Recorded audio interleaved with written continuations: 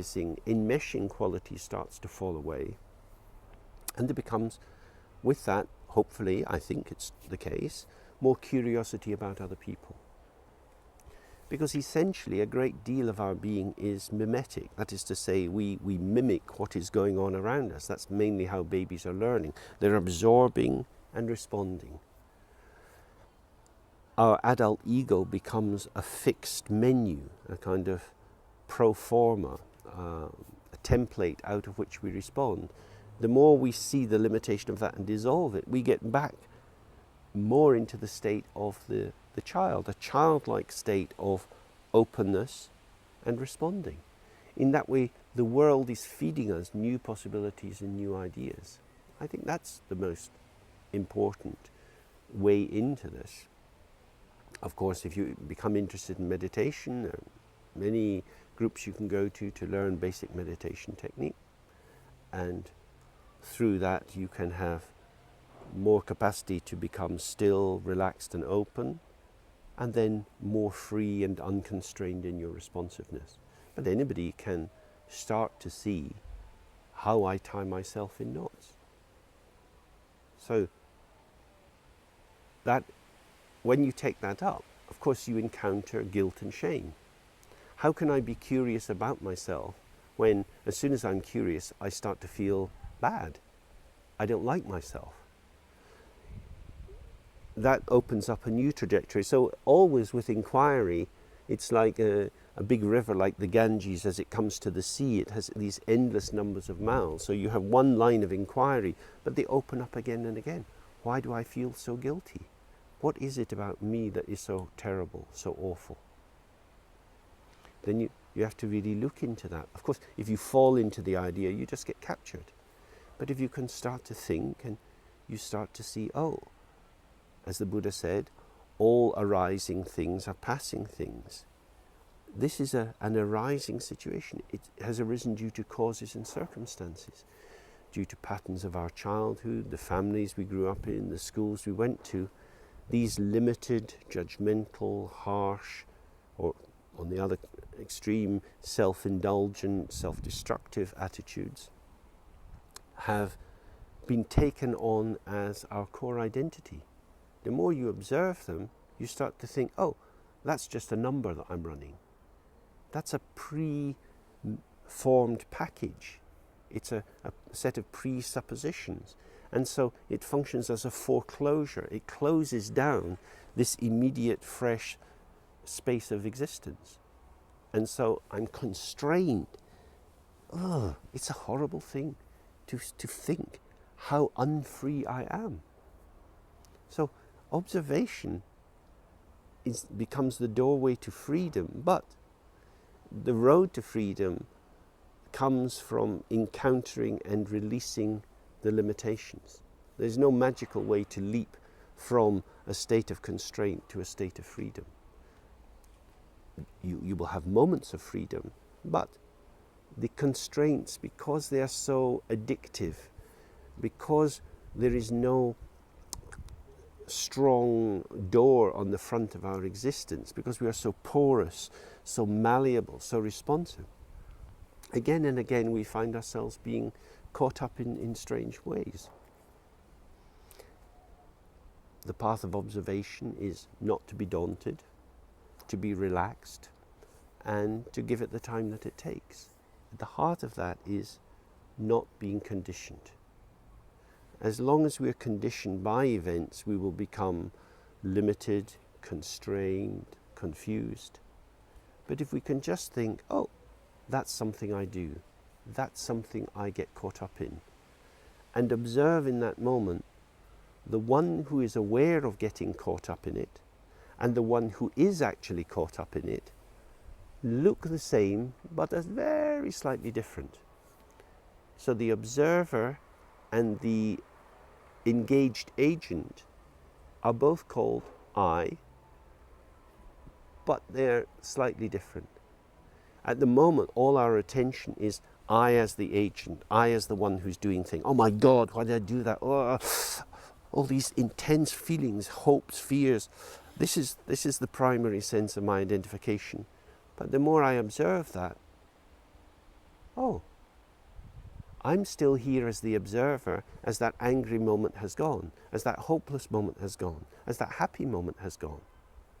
There's a continuity of the observer in the face of absolutely inseparable from the transient appearance of me being this, me being that. The deeper you go into that, you start to see the primordial integration of Dzogchen. So in a way, what you're saying is that the practice, if you like, is the ability to stay with the observer rather than being caught up in the manifestation. That's right. With the I am rather than I am something, the story. That's right. And when one learns to relax and be at ease with the different perception, then one can see that all the manifestation has just endless stories, either repeating themselves or ceasing, passing, arising. Is that absolutely the kind of practice then? And because we live in a world of stories, it's an aspect of compassion to keep being in story time with other people. Stories are not the problem. It's not if we all went silent, we would all be enlightened. Stories are linking and connective. What they are not is true. If you imagine that the story is telling you the truth of the world, you're going to get really lost. But if you imagine storytelling as more like a gentle caress that is bonding and linking and illuminating of the non-duality or the inseparability of subject and object, then it's very helpful. And going back to the point you were making, this I am is so easily permeated by I am this, I am that. That's the point of the real work. Again and again, letting go of whatever adjectives, adverbs, identifications arise that will start to obscure the ever-open freshness of just being present. Thanks for that. There's a couple more questions. Okay. How did you become involved? How did you come across the Dzogchen teachings? I came across them. When I was at school, I became very interested in Advaita Vedanta and the Upanishads through reading and through some connections of groups that were around in the city I grew up in, Glasgow in Scotland. But the real connection with Dzogchen came a little bit from encountering Chogyam Trungpa when he was in Johnson House, and then Samyeling as it became in Scotland when I was at university. And then mainly in being in India and meeting various teachers.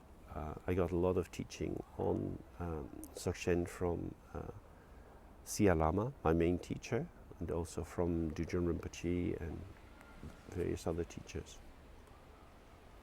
And what was it like to be around CR Lama and spend time with him?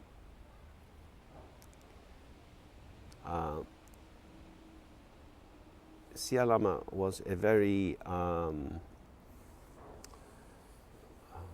shall I say, a very unconstrained person. So he had many, many shifts of mood and expression.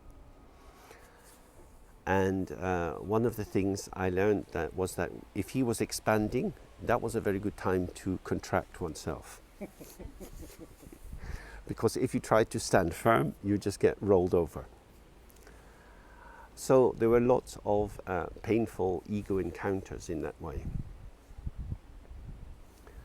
But luckily we were living in a very beautiful sort of university village in Bengal, in Shantiniketan. And in the evenings I could walk out into the fields and see the moonlight shining on the ponds and the palm trees.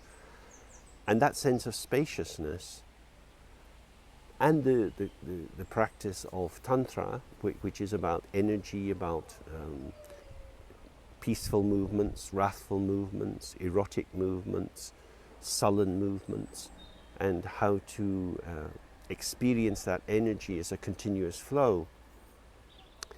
That gave me some capacity to experience the pulsations of his being as something that I could align myself with by being more malleable, more flexible. I'd have to say sometimes I felt lonely and sad and crushed, that there wasn't any space for me. But when I could come more into the practice, I could start to directly feel that actually flexibility is a much healthier and satisfying and peaceful way of being than holding a rigid position. That what I gained by standing up for myself was very little. And what I gained by finding ways of moving with a dominant force was that all the sclerotic, arthritic, locked parts of myself started to ease up. As long as I was seeing things in terms of winning and losing, that's to say, as long as I was restaging or transferring the wounded narcissism of my childhood, of seeing authority figures as bossing me around and I don't have to and why should I and leave me alone. As long as I was stuck in that, my resistance was simply imprisoning myself. But by having the good fortune to live in the house with the teacher and see him in all sorts of different situations, in the face of my own neurotic fury, gradually I managed to loosen up a wee bit.